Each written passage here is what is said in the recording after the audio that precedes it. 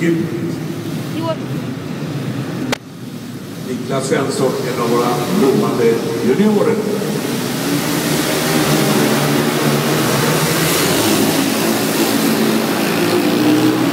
Jävlar, kolla svensken! Du fick det på film. Stoppa hitet. Åh fy fan. Kolla, det är någon som går ner från läktaren. Du springer runt.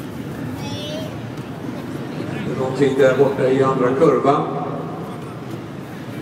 Vi går dit, men så ser vi. Det ska ha hänt något allvarligt. Det verkar något allvarligt, kolla. Han ligger kvar. Jag fick det på filmet då.